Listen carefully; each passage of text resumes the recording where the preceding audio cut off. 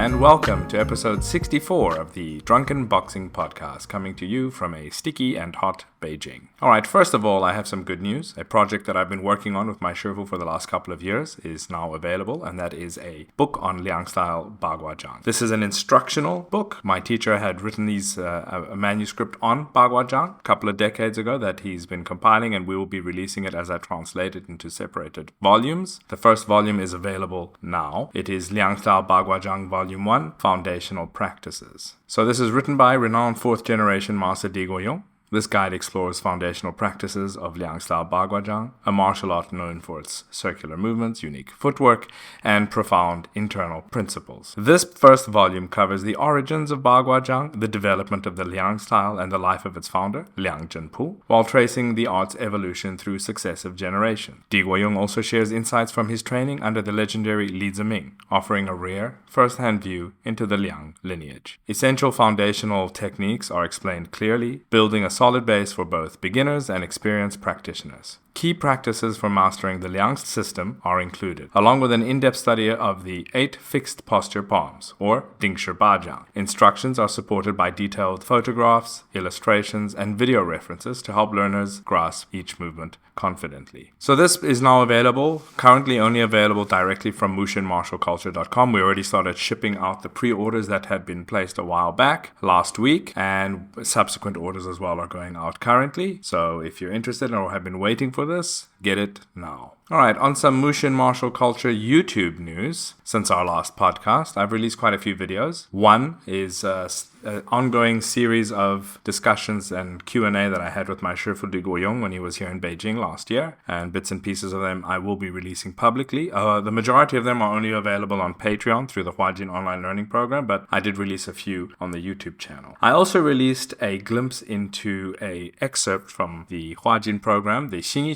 module. This one specifically focused on the eagle shape, or Yingxing. I released a brief glimpse into that. And you'll be happy to know that The Secrets of Xingyi Quan, episode 6, was also released. Now, this is an ongoing long-term project because it's a very long documentary series that I'm translating. It takes quite a lot of time to translate it, so I release it as I get around to finishing each episode, and episode 6 is out. I also started to release an interview series that was done with the famed Mingda. Mingda is a well-known and highly respected traditional Chinese martial arts teacher, a historian, a researcher, a true scholar warrior who hails from the Ma family. So a series of interviews was done with him this year and was released domestically. It's quite a few parts, about 19 if I recall, and I'll be translating each part one by one. The good news is they're slightly short, so ranging between 5-8 minutes each, and I'll be trying to release those as quickly as possible as well. But 3 episodes are out already. Now, as always, if you're a supporter on our Patreon.com, you'll get early access, particularly for the Anjin and Huajin tiers. They get early access to our work in general. So if you're looking to get things before anybody else, you can go over, and that's another way to support this podcast and all our other endeavors. Now, I've also had this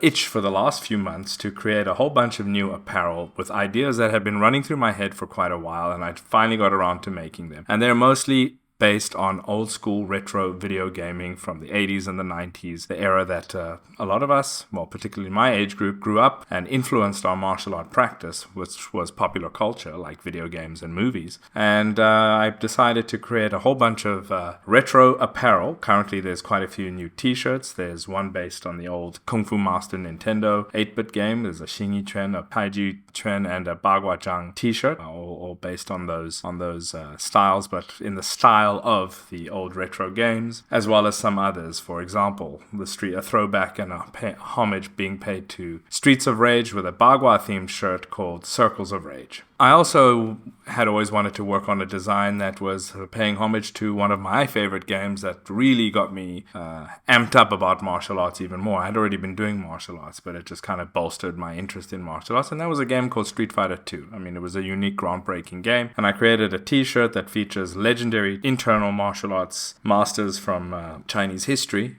And it's called Internal Fighter 2. Now, these items, this apparel, they're all available on mushinmartialculture.com. Well, they've been very well received by the public. I might still have one or two other designs that I've been thinking about that I'd like to make, but there's quite a few out there for those of you that are into retro and old school ideas, but also want something different in terms of apparel, because there's very rarely much stylish or interesting apparel with a theme of Chinese martial arts, particularly with Xingyi Quan, Baguazhang, and Taiji Quan, usually just featuring a yin and yang and some odd movement or some characters. I decided that, these arts are great. We can make them interesting in terms of how we present them and have something that we can wear and proudly wear in a casual, not just in class, but in a casual environment to display our passion for these arts. So check it out. All right, as always, a couple of ways to support the podcast, our other endeavors as well, is our Patreon page. There's a couple of support tiers, and there's also the third tier, which is the Huajin tier, which is our online learning program tier. Now, this has been running for quite some years now. It's highly successful. We've been going through a lot of Xingyi Quan, Hebei Xingyi Quan, and Baguazhang content over the years. There's a huge library of lessons, over 200 lessons instantly available when you sign up, as well as new lessons every week.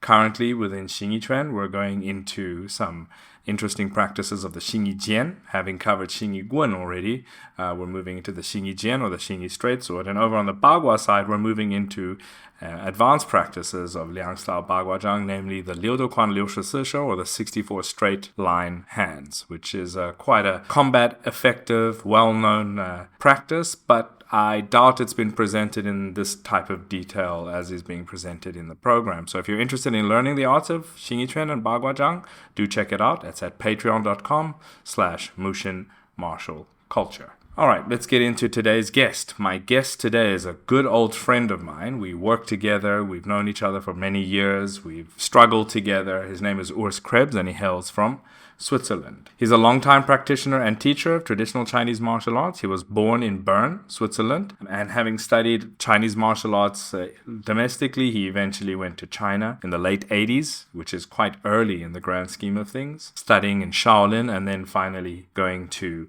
Wangxian at the Chen Village, which led him on his path to Chen Taiji Quan, which is his passion to this day. He's also a practitioner of traditional Hungar, and he was the former president of the Swiss Wushu Federation and the current leader of the Wangxian Chen-style Taiji Quan Research Institute in Switzerland. We get into a lot of his background and his practices, and he's just an all-round great guy. So without further ado, I give you Urs Krebs. And welcome to the Drunken Boxing Podcast. I'm here with a good old friend of mine, Urs Krebs. How are you, Urs? I'm very fine. Thank you for having me. No, it's my pleasure. I've actually wanted to do this for a while, but I thought, we'd wait a little bit until I'd had a bunch of other guests. And then every time I remembered, hey, I must have Urs on, I forget to ask you. So I'm glad we're getting this done now. Yes, me too. All right. It's a pleasure to be here. Always a pleasure to talk to you. All right, so you're in Switzerland, and maybe you want to introduce yourself a little bit, and we go from there. Yes, my name is Urs Krebs, as you already said. I train martial arts since childhood. As usual, in those time, I started with judo, and later I tried boxing, and got through a friend, I got interested in Chinese martial arts, and then since the mid-80s I'm in the martial arts scene, Chinese martial arts scene. Yeah, that's quite early actually. I mean, I don't know what the scene was like in Switzerland. Where in Switzerland were you at that time, and where are you now? I was in Bern, the capital of Switzerland, and I'm still living here. Okay. And that time it was a very small scene of Chinese martial arts. The scene, as usual, was attracted by Bruce Lee. Mm. But there were very few teachers here, and my friend said he had a Chinese teacher who taught him things, and but it was never sure if that was true or not, and I learned a little bit from him. Okay. And then at the end of the 80s, it was about 88, I guess, I started to train formally in a school that was called China Sports School. And the teacher was teaching the elementary routines of Changquan and Qianshu, Daoshu. The standardized routines. Yes. And he was actually not a real wushu coach. From beginning, he was a Beijing opera actor who fled during a tour through Europe. He fled in Zurich and then later came to Bern and opened his school. I think the correct terminology from the Chinese perspective for what he did is called defected to the West. So he defected. Yeah, well, basically, yeah. So, I mean, that was very common. We had that how many times with the Wheel of Life, the Shaolin shows that they go to different countries, particularly in America. And then, famously, a few people ran away from the group and stayed in America. I mean, we had one or two even in South Africa that did that from the same show. So, yeah, it happens. I mean, especially if you're back in the 80s. And China's, situation wasn't great, as we know from previous times back then, both financially and other aspects too. So it happened quite often. Yes, exactly. Yeah, and I started to learn there, and it soon came into my mind that it is how to say, I have to see more. That cannot be the end. Because he was fleeing from communism, but he acted like a communist. He didn't progress. When not the whole group understood the routine, he didn't make the next step for us who wanted to learn more. So I was stuck there in a way.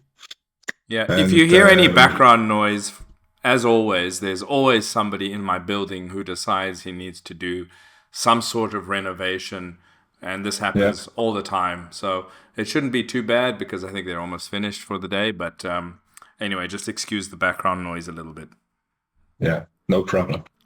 Yeah, so I mean, I can also understand that even though he wasn't really a Chinese martial artist himself, Chinese or Peking opera has martial arts aspects, of course, in their learning, but it's a different type of approach, a different type of content. But it would be quite easy for him to just quickly teach these standardized routines. And I can also imagine that there wasn't really much money to be made teaching Peking opera to average people in Switzerland. So... Yes, so I guess that's why.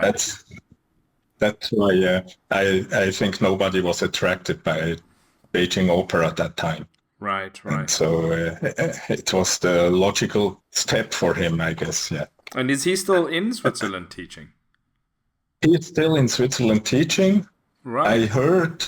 I heard. I met him some years ago while shopping, and he told me that he gave up his school in the facility he had because it was too expensive, and he is teaching now in sports halls as other sport clubs. Okay. That's what he told me back then. All right. So you started learning basically. I mean, whatever the content is, as we know what it is and what it entails, but. From a basics point of view, I'm sure it gave you a good basic ability physically and a basic understanding of aspects of Chinese martial arts that you could then use when you're later learning. Exactly. And as I said, I wanted to see more. So in 1989, I planned to go to China to learn in the country where it comes from. And so it was very difficult. And then in a martial arts magazine from Germany, there was an ad where they promoted trips to Shaolin and Zhenjiagou. Oh, wow. And and so I booked there a group travel. But when I was at the airport, no other group, just me. Oh, really? Nobody else took part. That's interesting. Yes, nobody else. Yes, and they sent me later a bill that I paid a single hotel room they had to book for me and all that after I returned from China. Oh. Very funny. They sent you Yeah. the hotel bill when you were back home already. Yes. How did they think that was going to Exactly. work? Yeah. That time it was very strange when you traveled to China, and I didn't have many legal possibilities back then. I was 20 something, 22, and not very experienced with foreign travel. It was actually my second overseas trip. I had one when I was a teenager to the World Jamboree, Boy Scout World Jamboree, and there I was in a group and everything was organized, and I was the first time on my own. So it was a bit difficult, and maybe I also was a little bit naive back then.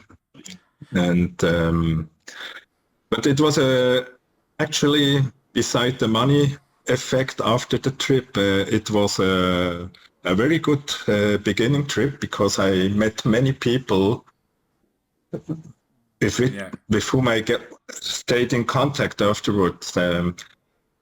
I started a week in the Henan Wushu team. Oh, okay. They took you to actually the provincial team. Yes, this was the first week, and in the provincial Wushu team, I had. They introduced me to the head coach, that was Chen Wang that time. Okay. And but I didn't know what big master he was, or great master, or whatever you want to use term. He had a name already in China, a big name. Yeah. And he asked me, what do you want to learn when you stay in the Henan Wushu team? Do you want to learn Wushu, or what do you want to learn Taiji Quan? And I had in mind I will later travel to Zhenjiang, so it's Wushu. Maybe he was a little bit disappointed. But Chen, you're with a Chen descendant, and he's asking you basically, would you like to learn some of my stuff? And you're like, nah, I'll go learn that other flippy floppy stuff over there. Yes. So that was maybe destiny. I don't know. But I met him this year in Bern again, and I told him this story, and he must laugh. And they said, when he left the workshop I took part, he said, next time we don't wait 36 years. Oh, okay, nice. Yeah, that's good. Well, I mean, you came full circle at least. So yeah, that's interesting, because he was involved in the provincial team. He was obviously teaching them Taiji. And that's. I mean, that must have that year. If it was 1989, that's fairly early in China's opening up to a degree, but also fairly early in the development of what we can call the sport of wushu as well. So it was the older generation. It wasn't what we see today. I mean, it was already on its way to be in this direction, but it wasn't as bad as it is today. Exactly. And I had a coach there, Xingyi. In 1989, he taught me the elementary Daoshu routine. Broadsword. Broadsword. And I also saw an athlete practicing the Chen style, and later also he made Gongbei Chuan during the trainings, and this guy, I later, in my second trip, I found out it was Wang Erping. Are you interested in learning authentic traditional Chinese martial arts of Xingyi Quan and Baguazhang? Well, if that's the case, the Huajin Online Learning Program is for you. The Huajin Online Learning Program is the premier distance learning program where you can learn authentic arts of Hebei Xingyi Quan and Liang style Baguazhang in a comprehensive and in-depth manner from wherever you are. Featuring over 120 in-depth lessons covering aspects of individual training, technique refinement, forms, application, partner work, conditioning, internal skill building and Qigong, and much more. The Huajin online learning program has been running successfully for over 3 years and is highly praised by participants within the program. So start your journey into learning authentic classical Chinese martial arts today by visiting mushinmartialculture.com to find out more, or to sign up directly at patreon.com/mushinmartialculture. That is the Huajin online learning program. Enroll today. Oh, okay. Yeah, he was one of the guys there in '89 also training. Yeah, and his speciality, I mean, was Chen style Taiji. But yeah, he was also doing some, of course, as anybody that was in the team, doing some other things too. So I didn't know he did Tongbei. I knew his double broadsword. So yeah. Yeah, double broadsword was also a specialty of him. Yeah. And back then in the late 80s and early 90s, he was also doing Daoshu, Gunshu, Jiangshu. He was quite diverse. He had many. They back then they trained more weapons and more content than today, where they are very specialized. Yeah, I mean, some athletes today just do one routine for their entire career, literally. Like, I mean, exactly. So yeah, and this is not a good development, actually. Yeah, no, but we know that. Yeah, definitely. Yeah. So when in 1989, did they take you at all to go see the Shaolin Temple? You know, the on a tour group kind of excursion there? No, because my trip was planned in 2-3 places to train, and one week was tourism in Beijing and Shanghai. Okay. So that's quite a lot. Yes, the second week I was transferred to Shaolin Wushu Guan. It was very new back then, this Shaolin Temple Wushu Training Center. Yeah. It was established a year before I arrived there, but it looks already like 20 years old, because at that time construction was not very sustainable. Don't worry, that still happens today. It just depends on where, what, and who's building. So, that's. But I, when you said that, it just made me remember a lot of those early days when I came to China. That you're right. You look at a building and you think it's from like World War II era, and you're like, no, how old is it? Oh, it's 3 years old. Like, oh, yeah, okay, exactly. Nothing new there. Yeah. So you actually went to the Shaolin Temple Training Center, which was actually an official training center set up by the temple. Yeah, and exactly. And so we were there for training all day, and in the breaks you could do what you want. So I every day went to the temple, sightseeing, looked in around the pagoda forest and all these things. And the day from 9 to 11 and from 3 to 5 was training, and okay. It was April back then. It was April, and it was not so warm that time. I can remember it was very cold. Yeah, actually. April would still be cold. Yeah, and they had no heating in the hotel. And there were 2 guys that already stayed there for months, one from Denmark and one from Canada. Okay. The Danish guy had a cooking, a small cooking plant. Do you say like that? For cooking tea and other things. Like a hot plate. Yes, like a hot plate. And we were sitting every evening. We were sitting around that hot plate and warmed our fingers. So it was very fun.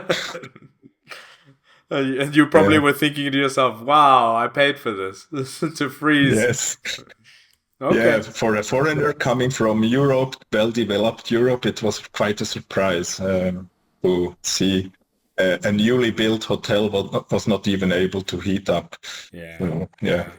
What did you learn, and who was teaching you there at the Shaolin Temple and back then? Yeah. I was taught by Feng Genhui. His temple name was Shu De Si. No, Shu De Yu, Shu De Yu, Shu De Yu. Okay. Shu De Si was my temple name I got in 91. Oh, You wow. see, I forgot even that, yeah. And Shu De Yu was quite popular back then. He gave performances in the Budo Gala in Paris and other places, and so he had a name in the 80s. And he taught me Shaolin Xiao Hong Quan. Okay. Back then it was the basic routine for everybody, and then later I heard they have Shaolin Lian Huan Quan and some other things, and Shaolin Wu Bu Quan, which were taken from modern Wushu, I guess. Yeah, I mean, I remember back in the early days, like early 90s, the core curriculum that people would learn in those like Tago, or whatever, they would be learning Shao Hong Quan, Tong Bi Quan, Da Hong Quan. What else would they learn?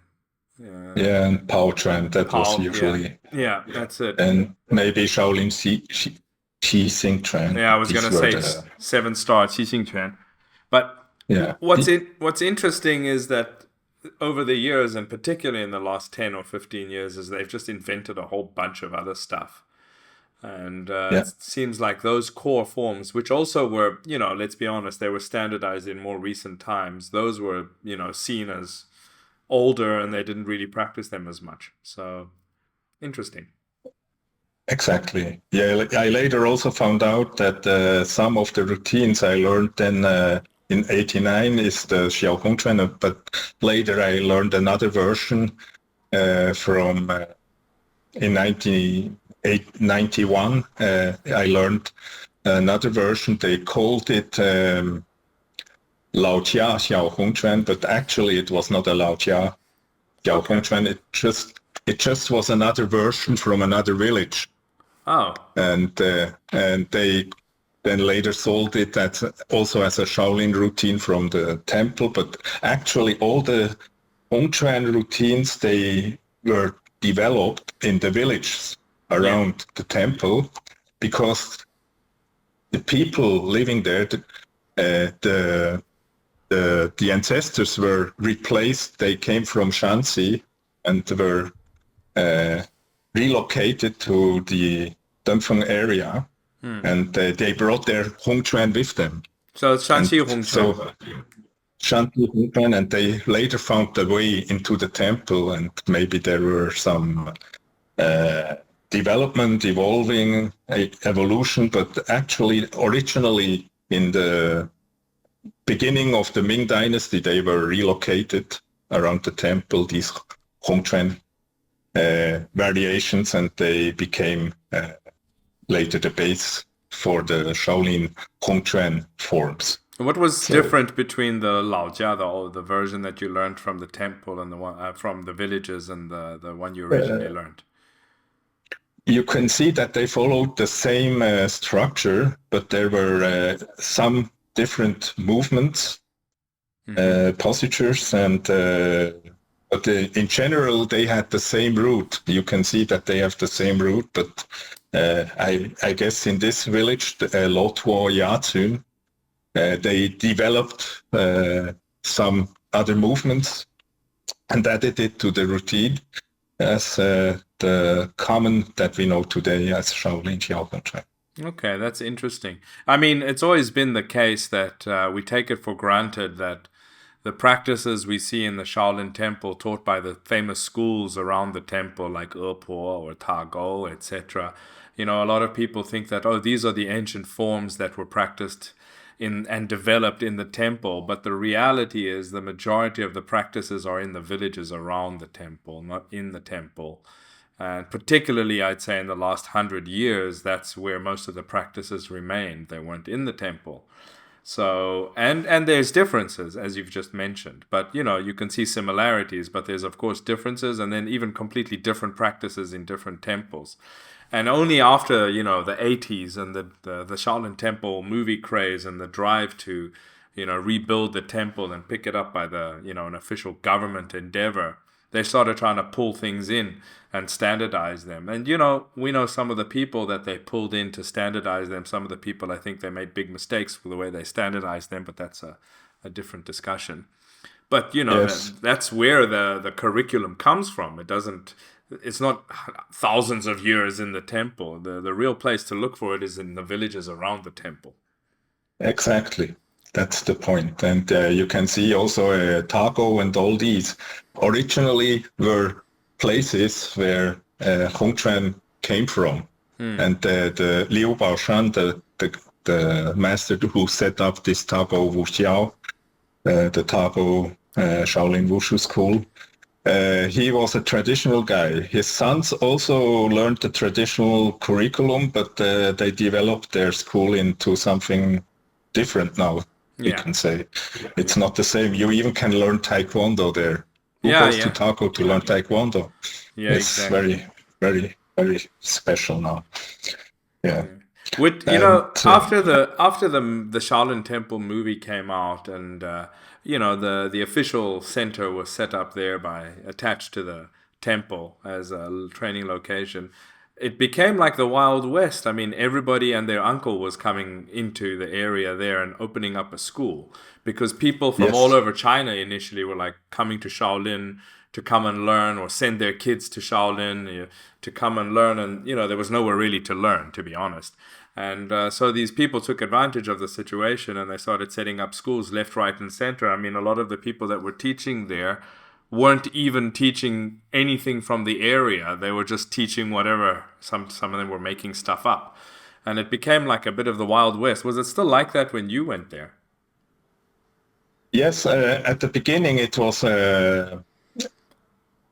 there were the official school and the Tago school I could see.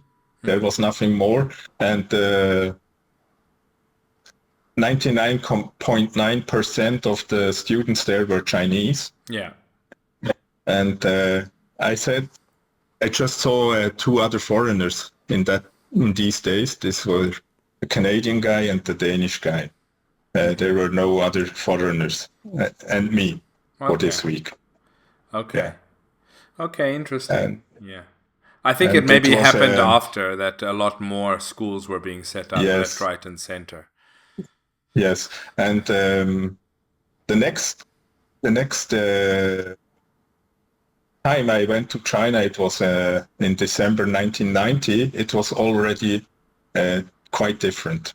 A year later. In these 2 years, yes, it was not 1 and 2/3 of a year later, and so it was quite different already.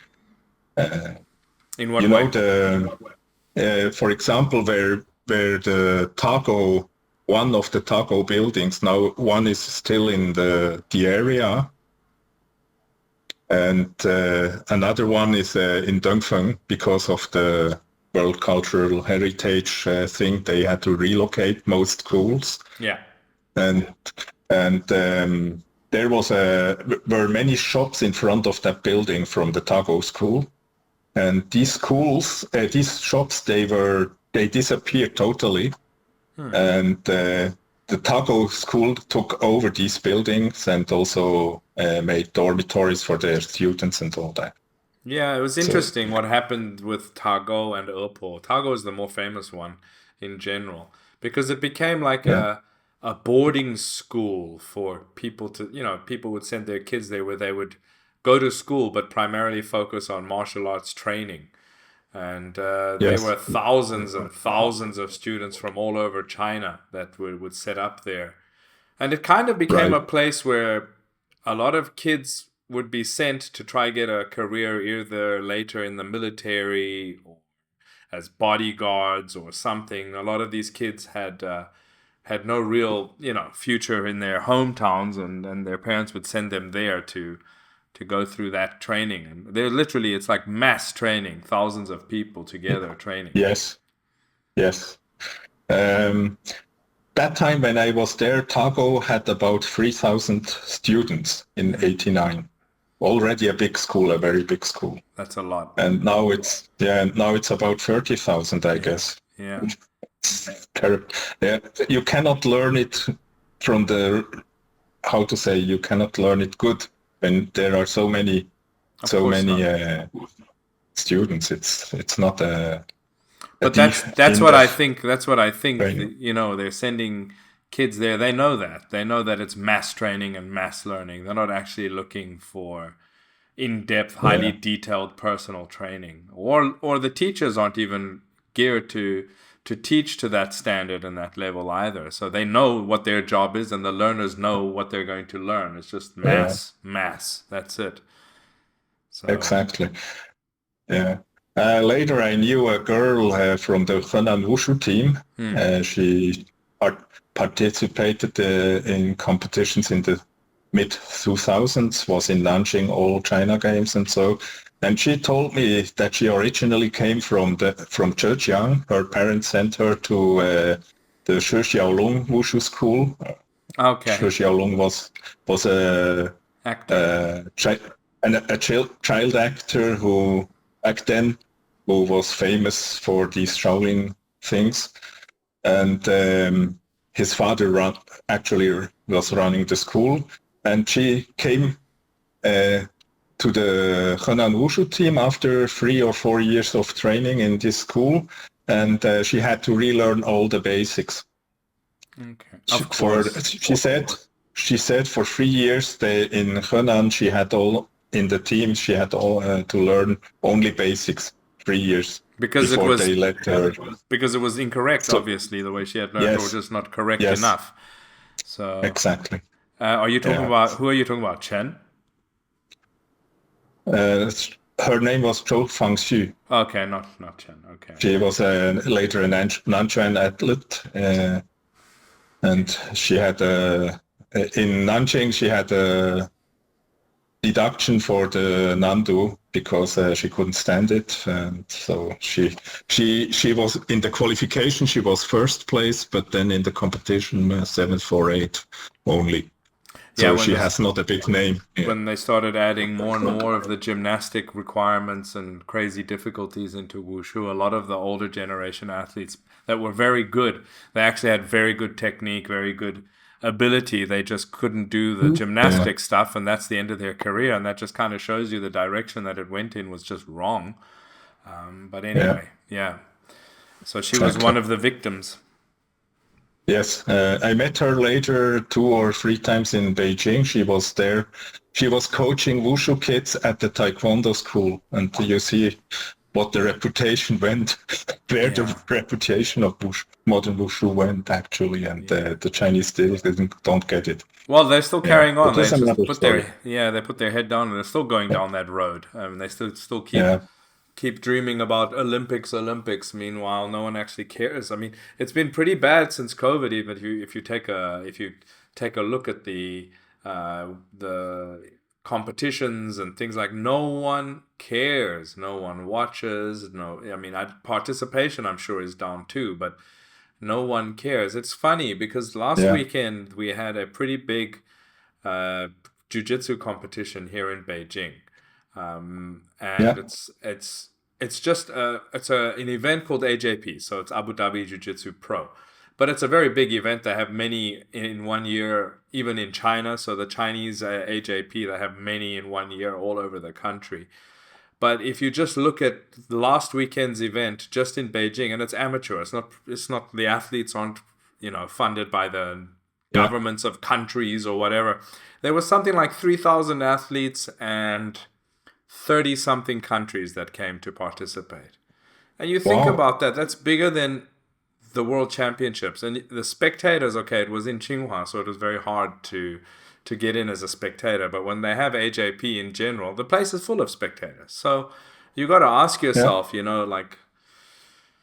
why does nobody ask these questions with sport wushu and think to themselves, why are we not getting neither the participation nor the spectatorship? Could it be that we've done something wrong that we should change? But they never do. They never ask these questions, and they just carry on with bullshit and stories. So, but that's a different topic. Exactly. Yeah. Let's go back to 89. Yes, let's go back to 89 and your journey. Yeah. The last part of my trip was Zhenjiagou, Okay. and that was we went through Luoyang, so I was there for 1 day sightseeing, and then we were driving to Zhenjiagou with a private car. I did pay that afterwards, as you know. Yeah. The bill was sent to you later. The bill was sent to me later. My whole life is a lie. Are floppy Chinese swords getting you down? Do you practice traditional Chinese martial arts but have difficulty locating and sourcing firm, solid steel training swords? Well, look no further. Available now on the Mushin Martial Culture online store are high-quality, custom-made, hard steel traditional training swords. Made from the highest quality materials, these swords have both the feel and weight distribution of traditional, authentic Chinese martial arts swords, featuring high-quality scabbards as well as the option to include a historically accurate handle wrap. This sword is built to last. Head on over to the Mushin Martial Culture online store to order yours today. Available as well on the store are other items, apparel, training shoes, and other unique Chinese martial arts merchandise. The URL is mushinmartialculture.com. Ditch the tin foil and get yourself a sword you can be proud of. And there I met Master Wang Xian, my teacher for the rest of my Chen style life, actually. And so he started to teach me Lao Jia Yi Lu. Okay. There were no short forms that time. And so that was my entry, Lao Jia Yi Lu. Which is actually the traditional entry. Exactly. So, yeah. Yeah. I learned two how to say, Iduan, Arduan, 2 parts. Sections. Of the sections, yeah, sections. I didn't get the word, sorry. My English is a little bit rusty now, as I don't use it every day. And so, I learned together with a disciple of him, was a woman who later moved to Japan and is teaching there now, as far as I know. Gong Xinghua is her name, but only people back then know her name. Most of today, they don't remember. And his younger son, Wang Chanjun, was also together with me learning. So that was our small training group that time. And so the contact from this first trip was very important. I learned what I still practice. I learned in this year 89, but the second part is later in when I went back home. Okay. What was impressing me at that time also was it was the week when the former Prime Minister Hu Yaobang died. Maybe you have his name present, and it was the time that the demonstration began. Oh, right. Which led to the Liu Si incident. Tiananmen, yeah, of course. Tiananmen massacre, or how you want to name it. And because this was a turbulent time, in every training break, Wang Xian took a little transistor radio and was listening the news, what's happening in Beijing. And so because it was, turbulent that time. Yeah, it was. Remember from my first trips beside the training, that was impressing me most, that he was so curious what's happening. And obviously it was... there was some hope to the better, but as we know, we all know how it ended, and Yeah, of course. Did that affect your departure at all when you left and went back home? yeah. When I went back home, a friend of mine who was training with me in the China sports school, he asked me if I want to go with him to Germany. There is a wushu school, and they have a demonstration and all that. And so I said, okay, I come with you. And this was the opportunity where I met Wu Meiling, who became my Hung Kune master later. Wow. She was in Germany for already some years. She had married a German, and he brought her to Germany. Before he was organizing tours from wushu groups through Europe, and on one of these tours he met his later wife, and so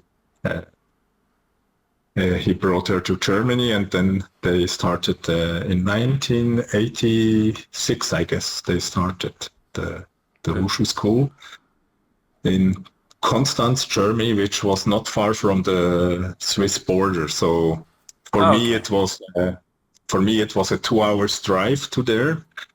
Back then, it was a bit longer, I guess, because there was no highway. That was built later. So I maybe 2.5 hours drive to that place. And so from then on, when I met her the first time, I went on many weekends. I went to Germany for training.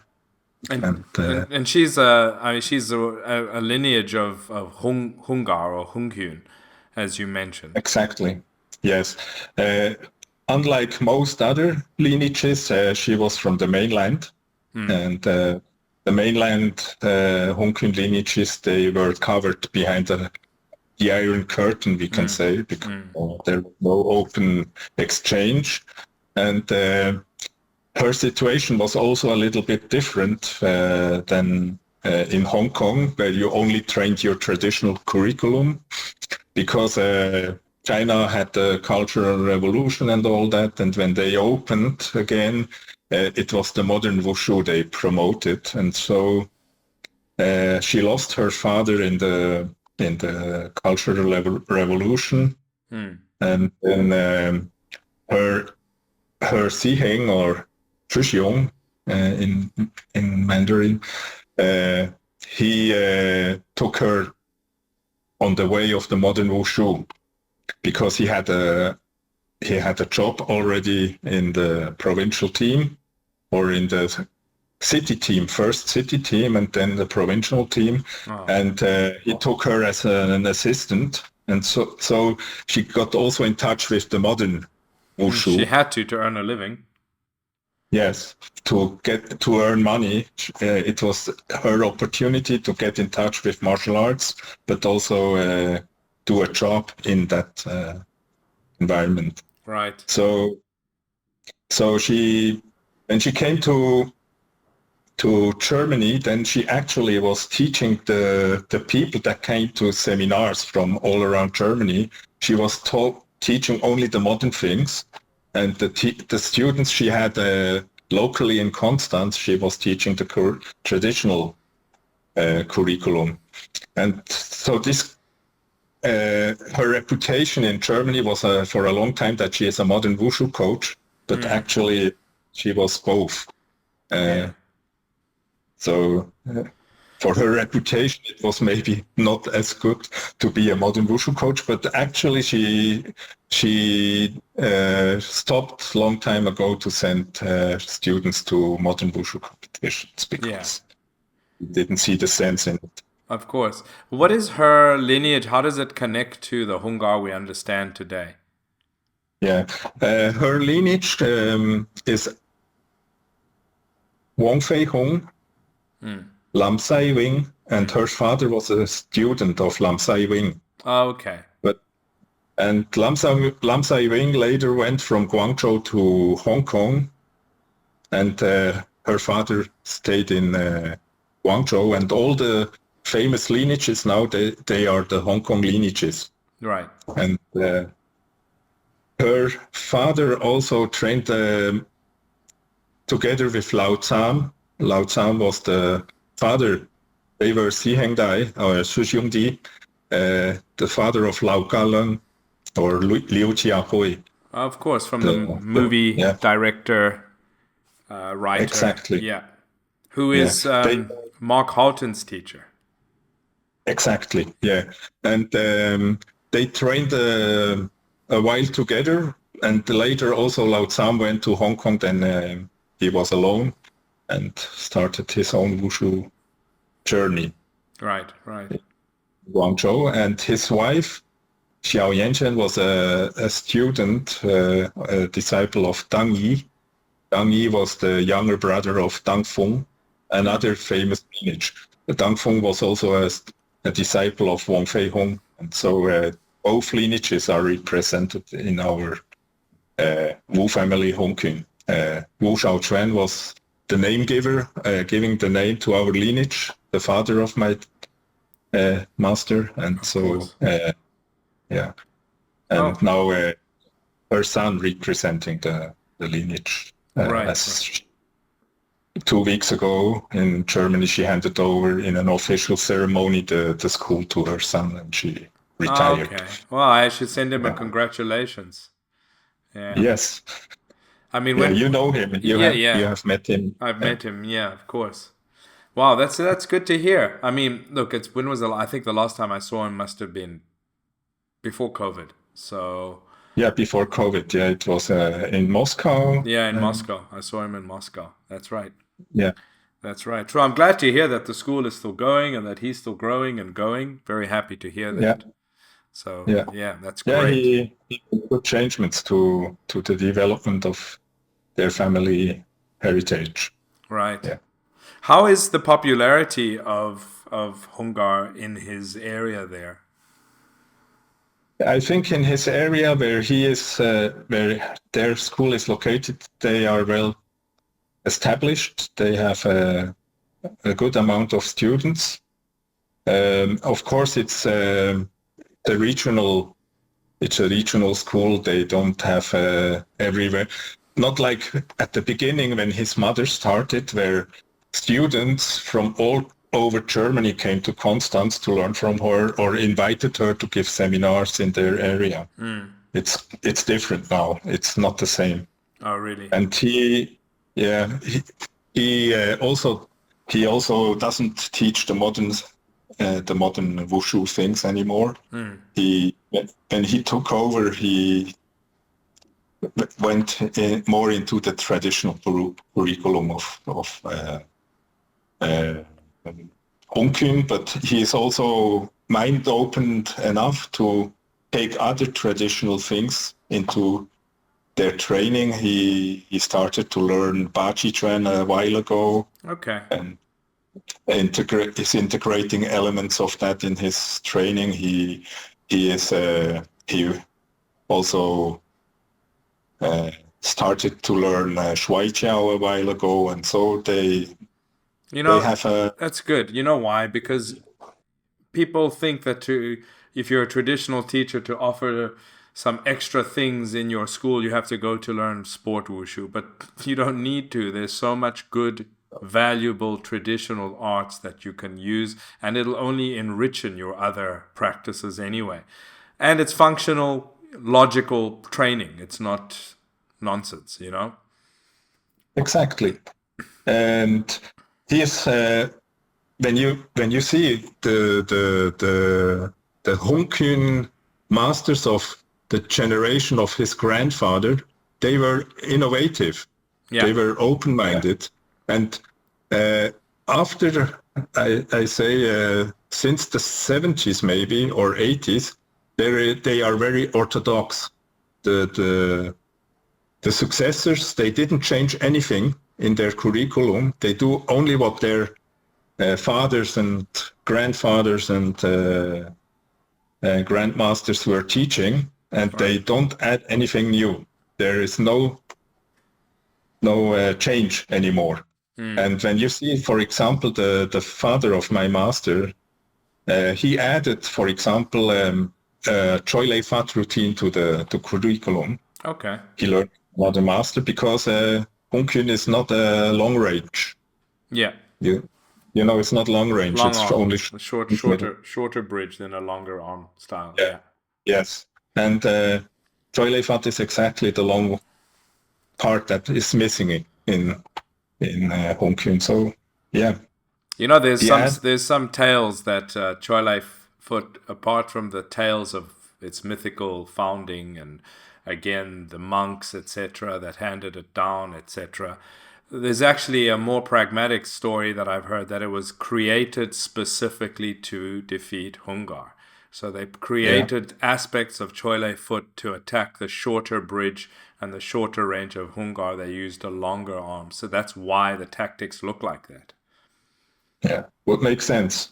And so it also made sense to have a Choi Lei Fat routine in our curriculum. Right. So then you understand both sides, you know? If you want to understand your enemy, learn as much as you can, I suppose. It works in that way too. I'm not trying to say that they're your enemies anymore, but you get my point.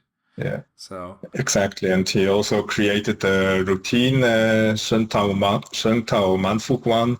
It's a double head capsule routine. Also, there are similar routines in other Hung Kune lineages, but this one was created by our Sifu, Qigong. Okay, very good. So you see, these people were innovative. They were open-minded, integrated other things in their curriculum, in their lineage, and also other lineages like the Lam family in Hong Kong did did too. The Lam family did, but what people don't even know, that Huang Hui Hung himself, when he was, what you understand is compiling Hung Quan, he was also innovative. People, you know. Yes. So. He the Fu Hok Xingyi Kun, or the Hu He Shuang Xin Quan in Putonghua. Tiger crane. Wow. Tiger crane. It was compiled by him. Actually, he also added from other styles elements like Hap Kun. Exactly. And so the things you see, these people were all innovative, and since the 70s of the last century, nobody is innovative anymore. Yeah, that's a good point. Frozen. It's like frozen. It's a pity, actually. Yeah, exactly. Look, I mean, I'm not. Some people take it the wrong way, though. The way they take it, when we say innovation, they think, "Oh, you don't need to learn the foundation. You can just do whatever you feel like." That's not what we're saying. What we're saying is that you have to learn before you digest the system first, but then you don't stop there. So you have to go through everything correctly, learn it properly, learn it in full, digest it and understand it deeply. But then there's nothing stopping you from expanding from there. And that's what happened in previous generations. But it's sometimes misunderstood. Yes, totally misunderstood. The style itself, it must be learned from bottom. And later you can see, our style has this deficit in that area. We have to close this deficit and make it better there. For example, that bridge doesn't help us when we have to defend us. So we have to change this bridge maybe into a better defense or something like that. This openness is lost, actually. Yeah, exactly. Well, that's quite interesting, because we were talking about 1989, and on that entire trip, it seems like your trip to the Chen Village, Chenjiagou, and going down the journey of learning some Chen-style Taiji was the one that grasped you or hooked you the most. And then from that trip, you met somebody who took you, and you went, Hungar, Taiji are quite different, quite far away styles, even geographically.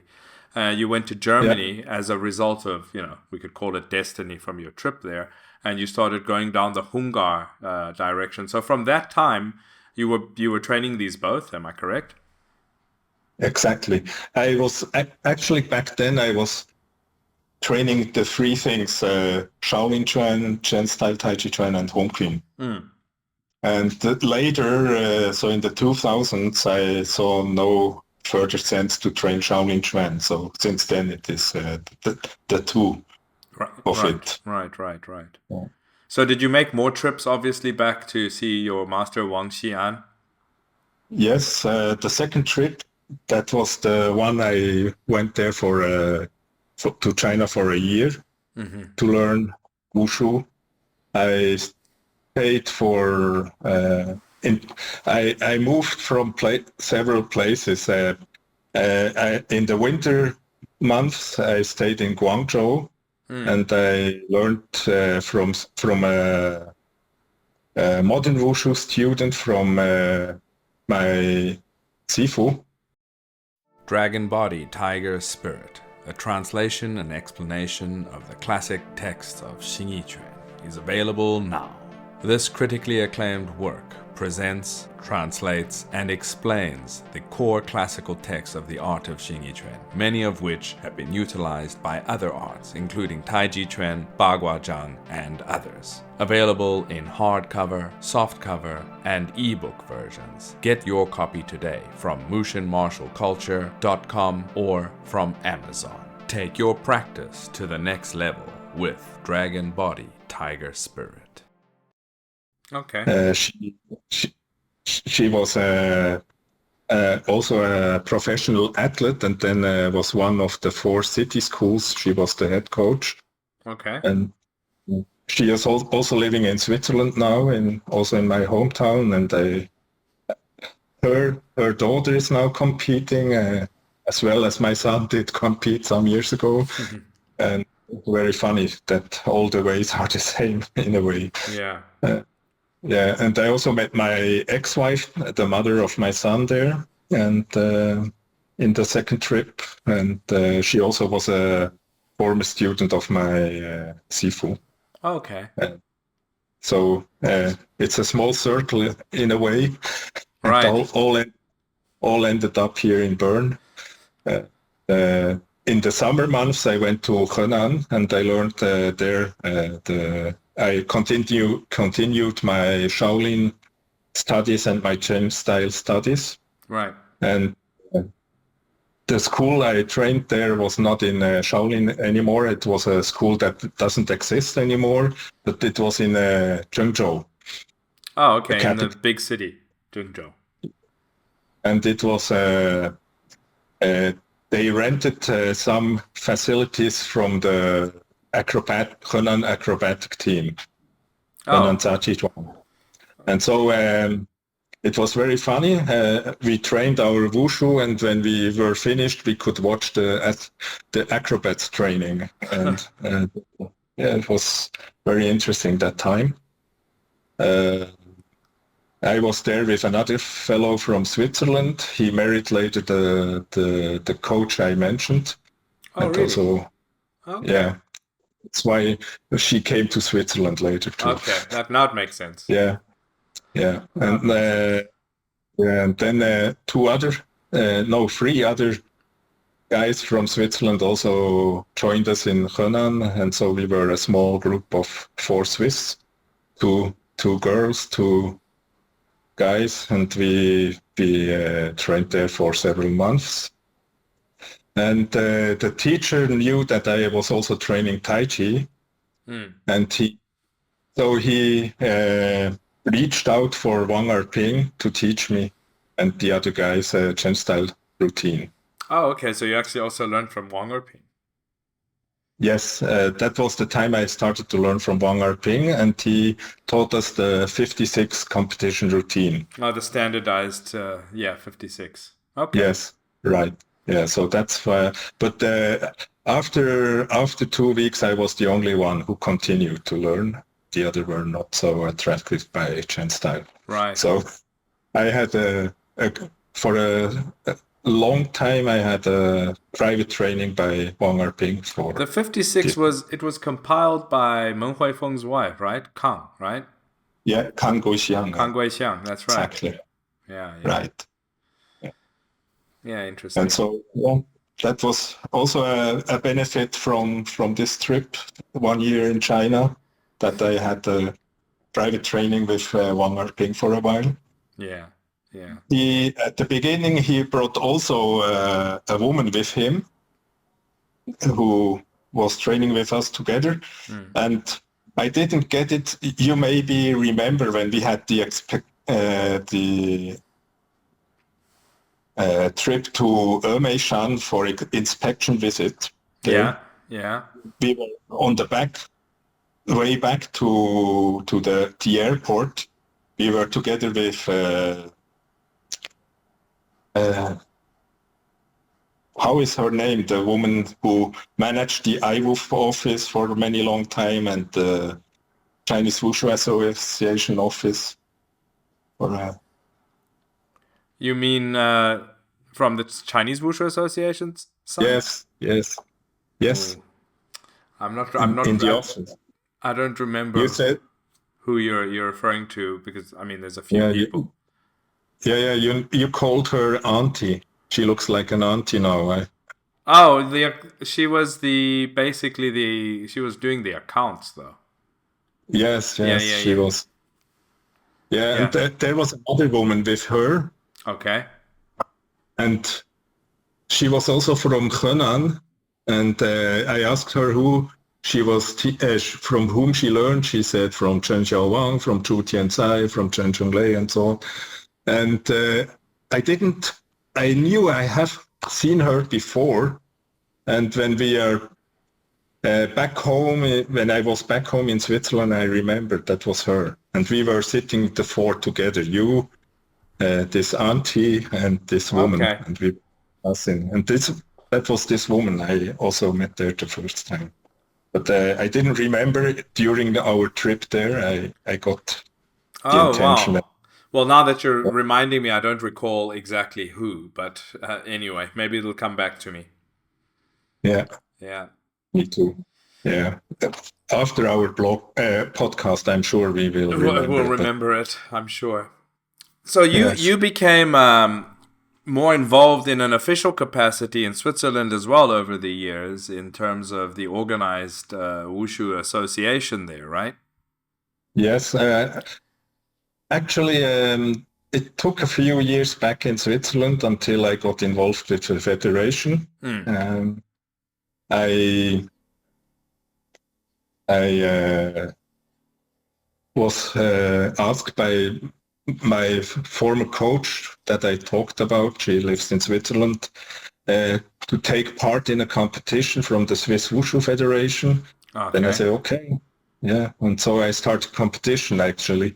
I was not so much interested in competition before. Right. I didn't do it when I came back to Switzerland. I just took part in one or two in 92, and then I stopped. And in 95, actually, I took part in competitions of the Swiss Wushu Federation. Okay. So and there was a federation already there. There was a federation already. Okay. And as stupid as I was, I made some criticism, brought them to paper and sent them. And then they asked me, would you like to join the board? Oh, really? Because you criticized them, they asked you to join the board? Yes. And that's how I ended up in the Wushu Federation. See, that's the Urs I know. Exactly, yeah. So, yeah, and then I was 4 years in the board, or 5 years. Okay. And then I left for half a year because I saw no sense to continue because nobody wanted to go a step forward. Nobody wanted to make innovative things or something like that. And then I said, goodbye, guys. And half a year later, all the whole board say we will step down. If somebody wants to save the federation, you must step in. Oh, so really? I became president. Yeah. So I became president of the Swiss Wushu Federation. So things obviously weren't going very well at that point for them. Yeah. So they were not motivated, and when you do things for free, never get a thank you. You know how it is. Yeah, I do. Yeah. I do. We've done this work before. We do this. We've done this work before. So then, I mean, I think I met you probably the first time was in 2003 in Macau. Exactly, yeah. Yeah, and at that point you were the federation president. Yes, I was the federation president. I was there as the head of the delegation. Right. And then the coach went with some Chinese to eat seafood and ended up in the hospital. So I was also coach there. Was it the seafood that tried to kill him? Yeah. He was in the same room with Han Jin-sung, who you also know. Of course, Han Jin-sung, good old friend from Australia. Exactly. They ate the seafood together, so they were in the same room afterwards. Were they both sick? I don't remember this. Yes. The only time I've almost died from seafood was actually in Taiwan, and it really almost killed. I thought I was going to die that night. I think it was an oyster in an omelet. Yeah. But man, I really thought I was going to die in that bed that night. But if it was something similar to that, I mean, I can understand. I can really understand. Yeah. Luckily, I never had such an experience, so I cannot imagine how it was for you. Right. Yeah, you don't want to have that kind of experience. Yeah, of course. And so, I also ended up as coach because the actual coach was in hospital for the whole competition, and so Wow. I was a multitasker at that championship. Yeah. And then over the years, we became good friends, often meeting at events and then working together in various capacities when I was doing the technical work for the IWF. And so that was, it seems like yesterday, but it was so long ago. I mean, it's so long ago, exactly. And then when you were elected as a technical member of the IWF, I was elected as a EB member. That's right. And we know all how it ended up. Yeah, it ended up well for both of us. Yes. So then talk about any more about this. We have better things to talk, I guess. But in hindsight, and we've spoken about this, it was actually good that we parted our ways because, first of all, you know what was funny for us for all those years. Even while we were inside, we were just frustrated with never mind the politics side, the technical side. We were so upset and so frustrated, and we just weren't ever really going fully in a direction we thought we could help it to go in the right direction. So why be frustrated every day? So we just focus on our traditional practices, which is the true heart of wushu. That is real wushu, and it's much more fulfilling. And I think. One thing, over the last, I personally have seen over the last 7-8 years is that the world, particularly outside of China, has become, and even inside of China, but, outside of China more so, they become more focused on the value of the practices of traditional Chinese martial arts. So, we focus on these and we promote and develop those. So we don't need to worry about all that other nonsense. Exactly. That's true. Yeah, and then when we go back to 91 again, the last part of the year I spent with Wang Xian in Zhenjiao, where I completed the Lao Jia Yilu routine, and that time also Gong Xinghua and was there. And then in the summer holidays also the younger son came back, Wang Jianjun, and we also had 1 or 2 trainings together. But I didn't see him then for a long time. I met him, Wang Jianjun, I met him in 2010 or 11 again, once. And last year in France, when he was giving a seminar in France, I was also attending. And, he's still quite busy going around giving seminars? Yes, he took over the teachings of his father in France, as you may know. My master passed away last year. Yeah. And so now he took over the seminars His father was teaching in France. The French Federation of Wangxian, Taiji Quan, they had some struggling finding the way again after Wang Xian was ill. For several years, they didn't have somebody coming to France after COVID. They had the son of Wang Xian's assistant who made the office. The son was also, but he was quite young, maybe 25, 30 years old. He was teaching for 1 or 2 seminars, but then they switched to, when they got the opportunity to invite Wang Chanjun, they switched to Wang Chanjun now, and they invite him every year, once or twice, to giving seminars in France. Okay. Yeah. Well, that's good. At least Wang Xian's stuff is still continuing there. So that's positive. What about in Switzerland? I mean, how popular are the styles that you practice? You were also teaching. I don't know if you still are teaching. I'm still teaching, but only Taiji Chuan at the moment. I had a school, my own, after I divorced with my ex-wife. She took over the school we had, and the school is now run by her and my son. Right. And I had a school on my own, but it was difficult because find locations for the school, and after I had to move the third time, I gave it up, and now I'm employed in an academy that have different things like yoga, like Pilates and Tai Chi and Qigong, and so I'm teaching Tai Chi Chuan and Qigong. Well, that's good. And how is it going? Is it popular?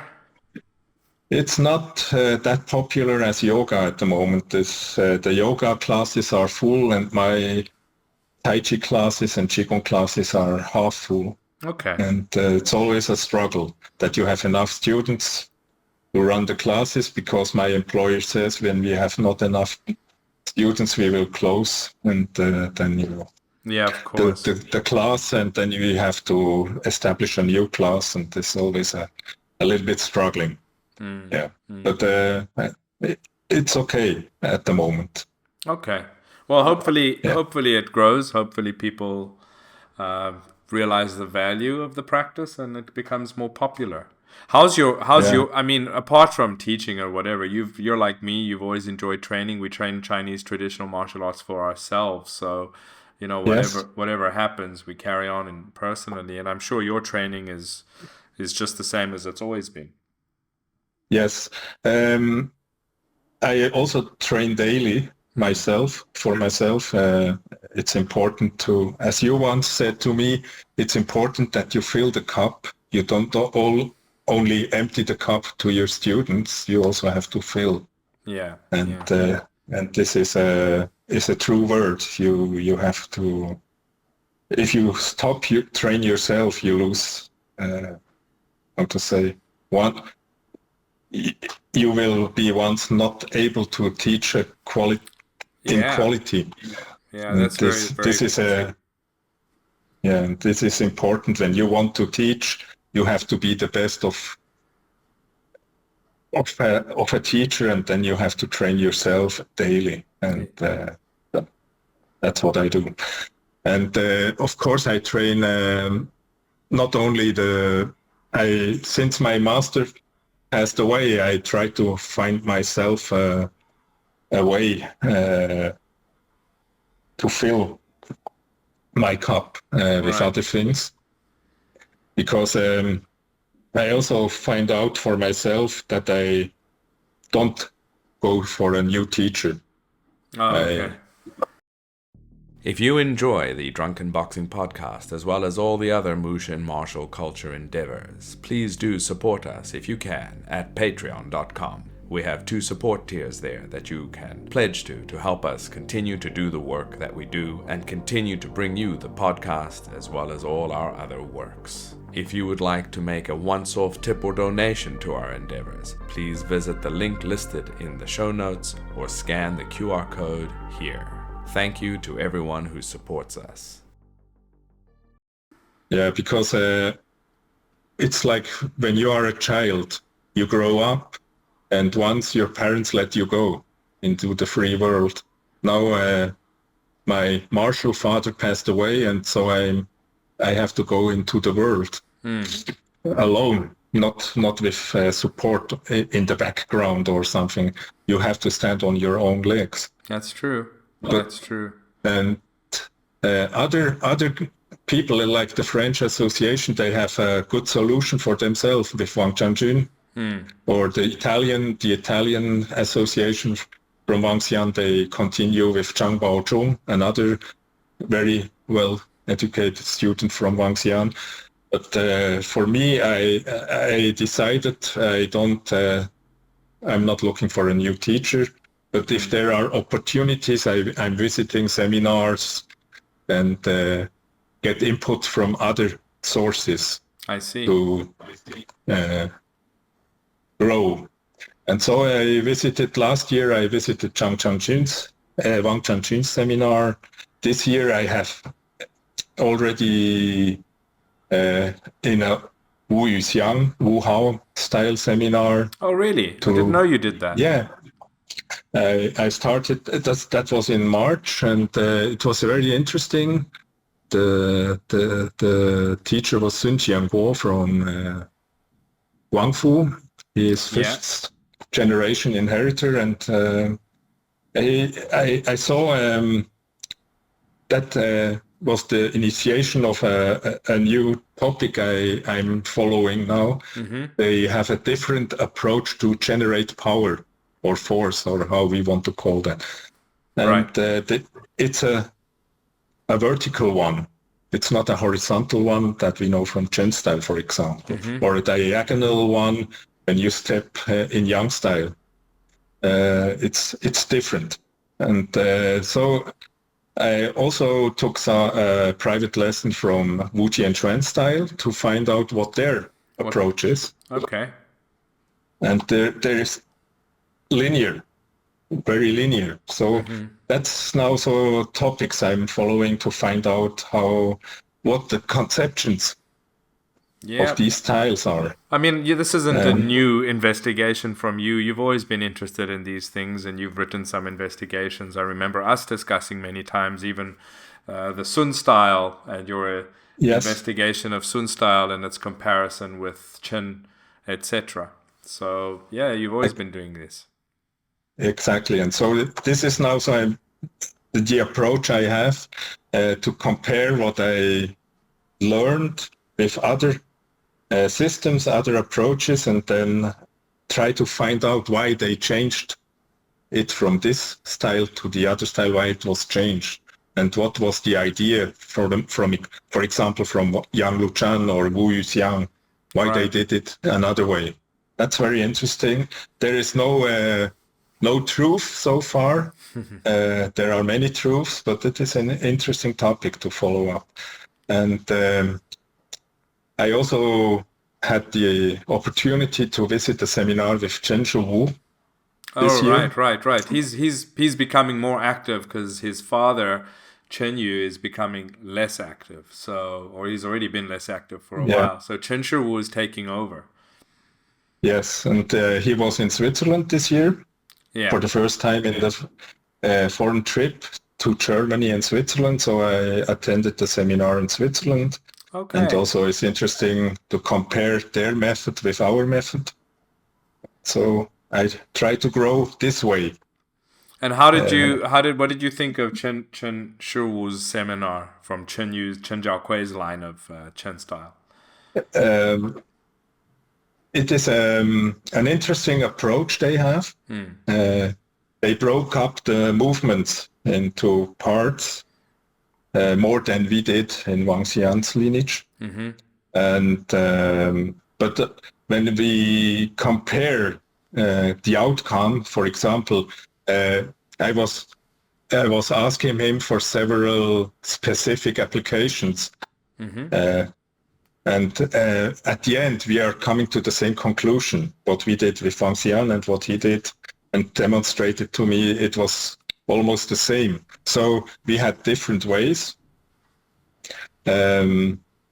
I also know that many people criticize Wang Xian's leg movements as he had a knee problem. He was compensating, but it is like it is. He had a body problem, an injury that bothered him for decades. So you compensate, and Yeah, he the adapted. problem, and the problem is that his students followed up his leg movements. Oh, okay.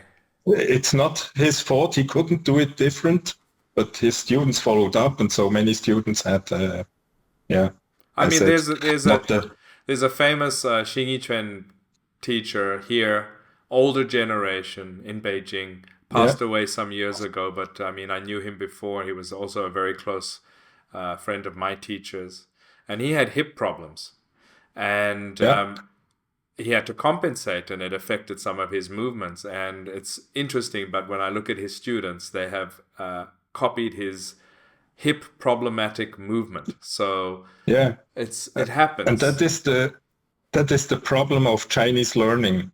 Yeah. They follow up without asking why we are doing it. Yeah, at like times that is the truth. I mean, they dare not ask, and then they just copy it, and then they copy the bad with the good. Yeah,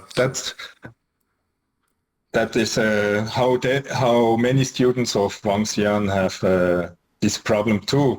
And I knew that he has new problems, and I try to avoid such things. But when you have a reputation, you have it. But the skills he had, they were comparable to on a high level. Yeah. So I mean, he wasn't well known for nothing. Yeah, and he was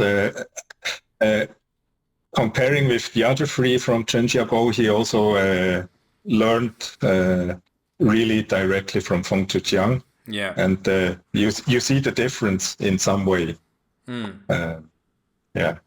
So I think from the four, he was the only one who had three teachers, real free teachers. And so okay, that's interesting. Yeah, it's visible too in a way. For sure. Yeah. So what about your open-minded? He was also developing. Oh, sorry. Carry on. Yeah. He was also the only one who has developed. When you see the others only made short forms, and Wang Xian added.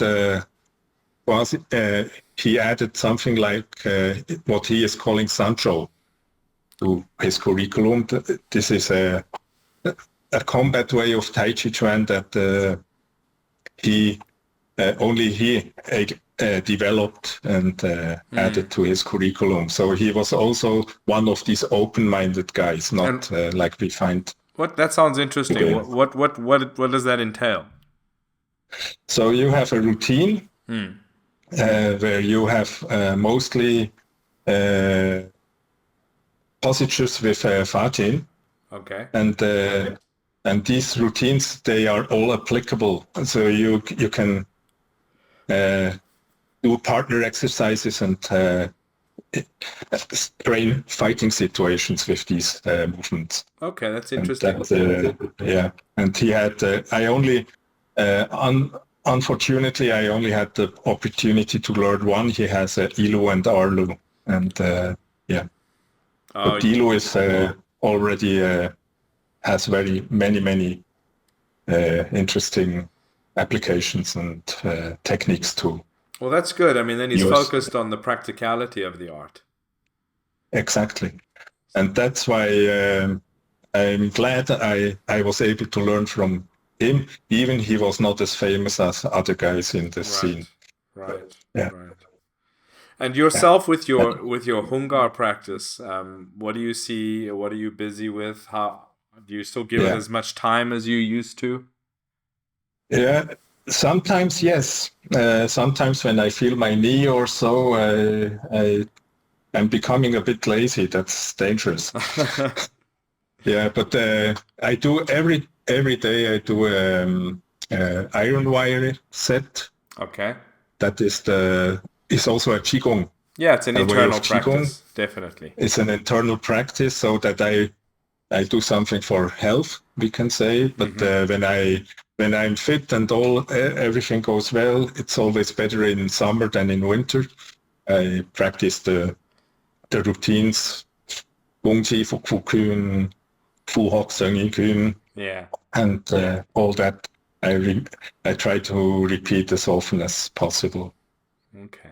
Yeah. Well, that's good. You got to just keep up with what you can keep up, and exactly. So that's good.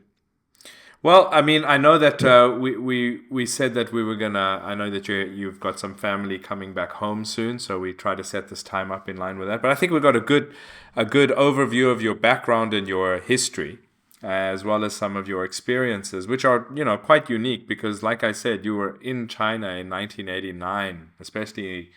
Both Shaolin Temple and Chen Village at that time weren't so heavily visited by foreigners. So, actually, there's one last thing maybe I could ask you. Yeah. The first time I went to the Shaolin Temple was, I think, in 2005. So, literally 20 years ago.